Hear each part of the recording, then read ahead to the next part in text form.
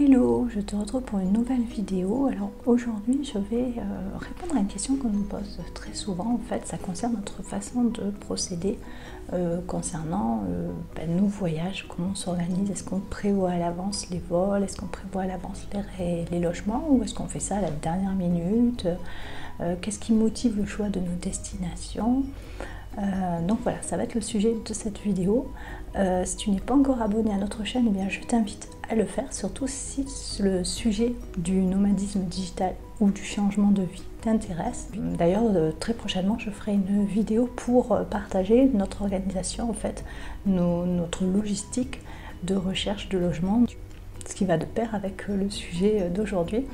Mais tout d'abord, je vais commencer par te partager bien les différentes façons que nous avons pratiquées depuis bientôt 6 ans pour nous organiser au niveau de nos déplacements et de nos locations de logement. Alors bien entendu, chaque cas est différent, chaque personne, chaque famille voyage différemment. Il y a plusieurs critères qu'il faudra prendre en compte. Donc voilà, on n'est pas tous pareils. Donc on n'a pas tous les mêmes attentes du voyage, au niveau du rythme, de ce qu'on veut faire pendant ce voyage, des endroits où on veut aller. Donc bien sûr, il faut adapter aussi en fonction du caractère et des attentes de chacun. Donc je vais juste te partager déjà notre propre expérience, puisqu'on a eu différentes façons de voyager, enfin différentes façons d'organiser nos voyages. Alors au tout début, quand on est parti en 2013, on est parti avec une voiture. Donc on avait un véhicule à ce moment-là. On a rempli le coffre avec pas mal d'affaires, hein, au départ en tout cas. Le but au début était de découvrir en restant 1 mois sur place. Donc tout d'abord en France pour tester. Et puis ensuite on est parti vers l'Espagne. Donc en fait on a choisi des pays qui étaient assez proches de la France parce qu'on avait des obligations de revenir à certains moments en France pour notre entreprise qui avait un siège social en France. Donc il y avait certaines périodes de l'année qui nous obligeaient à revenir en France. Donc du coup on était un petit peu freinés, on ne pouvait pas vraiment s'éloigner parce que comme on restait 1 mois à chaque endroit, eh bien ça limitait un petit peu au niveau de l'itinéraire et surtout on ne voulait pas faire beaucoup de routes. En moyenne, il fallait faire 5, 6, 7 heures de route, voilà. Donc on ne voulait pas trop s'éloigner parce qu'après il fallait revenir. Donc au départ, notre organisation, c'était ça, c'était en voiture et au tout début, on avait réservé 3 mois à l'avance parce que voilà, c'était les débuts, on testait notre logistique, notre façon de procéder, donc on avait réservé à l'avance nos 3 premières destinations. Et puis ensuite, après en moyenne, on va dire qu'on réservait, 2-3 semaines avant d'arriver dans le logement qui devait suivre. Là, on était en voiture, donc on avait juste à se préoccuper du logement. Donc ça, c'était notre première façon de procéder.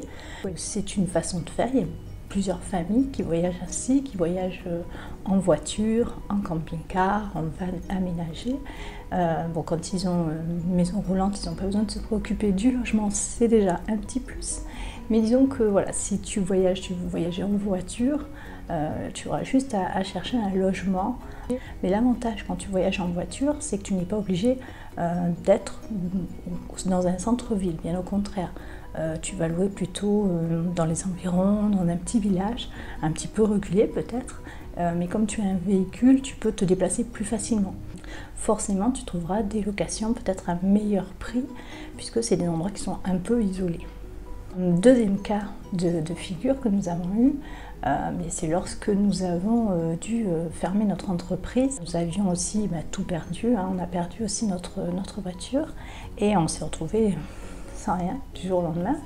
On a dû changer nos plans parce qu'on continuait de voyager et on a opté pour le voyage en avion. Donc à ce moment-là, l'organisation a été différente, déjà au point de vue bagage, même si on s'était déjà bien allégé à ce niveau-là, mais c'est vrai qu'il faut faire plus attention au nombre de bagages que tu transportes parce que ça a un coût assez important quand tu prends l'avion. Lorsqu'on pouvait éviter l'avion, on le faisait, et on prenait à ce moment-là le train ou l'autocar, ce qui est beaucoup plus pratique. Voilà, quand tu n'as pas le choix, donc il fallait prendre l'avion. Et à ce moment-là, c'est vrai que c'était plutôt en fonction des tarifs que je pouvais trouver sur le site par exemple de Skyscanner. J'avais fait une vidéo sur ce sujet pour expliquer comment je pratiquais mes recherches.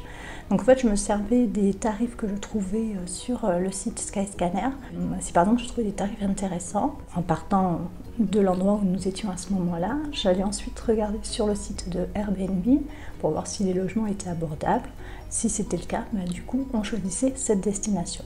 L'inconvénient c'est que si tu ne prévois pas un petit peu en avance, en fait, il arrive un moment où tu te retrouves un peu bloqué au niveau des destinations et ça peut te coûter très cher si tu dois revenir ensuite par exemple en France. Nous ça a été le cas, on était au mois d'août à début septembre, on était en Grèce, à Athènes, et on devait revenir en septembre en France pour faire nos papiers, nos vaccins, pour partir en Asie en novembre. Les vols début septembre en partance d'Athènes en direction de Paris ou bien de Marseille ou de Nice était très cher, mais vraiment très cher. Donc il a fallu que je fasse plusieurs recherches.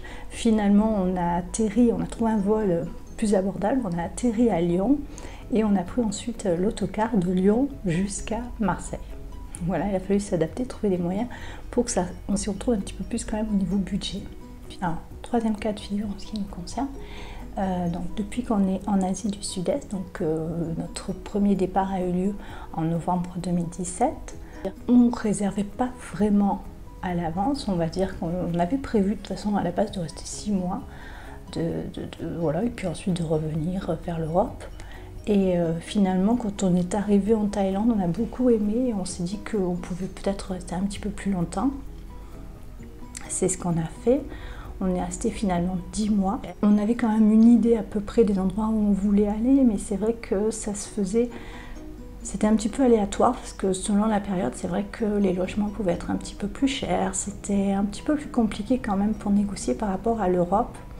Disons que tu te retrouves avec des contraintes supplémentaires pour négocier, parce que par exemple en Asie, en Thaïlande par exemple, ça nous est arrivé souvent qu'on nous demande de payer l'électricité en plus, ce que nous refusons. Mais on arrive à obtenir quand même un tarif assez intéressant, en tout cas dans notre budget et dans les critères qu'on recherche. Quand on était en Espagne, on a réfléchi à ce qu'on voulait faire par la suite. Donc c'était prévu qu'on revienne à partir de janvier en Asie, de revenir en Malaisie tout d'abord, et ensuite de venir passer 3 mois ici en Thaïlande. Donc ça on l'avait prévu dès qu'on était en Espagne, mais on a décidé aussi de prévoir plus loin. On a voulu planifier sur plusieurs mois. En fait, on a établi un planning sur l'année en réfléchissant les solutions qu'on pouvait avoir si on voulait aller à tel endroit pour finir l'année. Et par quel pays on pouvait passer. On a regardé les tarifs au niveau des avions, les logements à peu près, en se disant qu'on arriverait un petit peu à négocier. Et on a essayé de planifier à peu près sur toute l'année 2019 en se disant que dans l'idéal, ce planning, voilà, on ferait tout pour mettre en place ce planning. Et c'est ce qu'on a fait, puisque je ne sais pas si tu me suis sur les réseaux sociaux, et si tu as vu passer peut-être une de mes précédentes vidéos, donc après la Thaïlande, on va passer quelques jours à Singapour, on va passer quelques jours aussi à Hong Kong, qu'on ne connaît pas encore, et puis ensuite on part pour 2 mois au Japon, à Osaka, parce que Osaka, déjà c'était un petit peu moins cher par rapport à Tokyo, et puis ça nous permet bien de pouvoir visiter plus facilement les villes qui sont tout autour, Kyoto, Kobe. Donc voilà, c'est un bon endroit. Et ensuite, quand on a fini ces 2 mois à Osaka, on a prévu 1 semaine à Tokyo, mais plutôt en mode vacances. Parce que ça fait longtemps qu'on rêvait de retourner à Tokyo, Logan n'y est jamais allé, donc voilà, on peut vraiment profiter. Et j'ai trouvé une bonne affaire sur Booking. C'est un petit studio, hein, ça va pas être très grand, mais disons qu'il a une machine à laver et une kitchenette, donc voilà, je pense que pour nous 3 ça sera suffisant. On a l'intention de passer nos journées à découvrir les différents quartiers de Tokyo, donc je pense qu'on va être bien occupés. Donc après, se poser la question de se dire, mais qu'est-ce qu'on fait après le Japon? Et donc quand on avait planifié, on avait regardé ce qui pouvait être le plus intéressant au niveau de tarif en partant de Tokyo. Et la destination qui était la plus intéressante, à moins de revenir vers l'Asie, mais ce n'était pas le but, on ne voulait pas revenir vers l'Asie, on voulait changer de continent. Ce qui s'est proposé à nous en faisant nos petites recherches, eh bien, ça a été Hawaï, ça a été Honolulu. Au départ, ça nous a semblé un peu fou de partir sur cette destination, mais c'est vrai que ça nous permettait de poursuivre le voyage dans la direction qui nous intéresse. Et donc on a réservé notre logement pour Hawaï. Et ensuite, il y a de belles destinations qui sont en prévision. Mais voilà, donc on est obligé de planifier. Du moment qu'on a un objectif, qu'on veut arriver à un certain endroit, on est obligé de planifier. Parce que ça demande d'une certaine organisation, hein, là, on ne peut pas faire à la légère. Mais actuellement, c'est notre nouvelle façon de procéder. Alors j'espère que j'ai répondu à ta question si tu demandais quelle façon, en tout cas nous, de quelle manière on procède pour prévoir nos voyages. Donc ça te permet aussi de voir qu'il y a différentes façons de planifier tout ça. Alors si jamais tu as des questions, tu n'hésites pas à les poser en commentaire, ou si tu veux partager ta façon à toi de planifier tes voyages ou de ne pas planifier tes voyages, tu n'hésites pas. Moi je te laisse et je te retrouve très vite dans une prochaine vidéo. Allez, bye bye.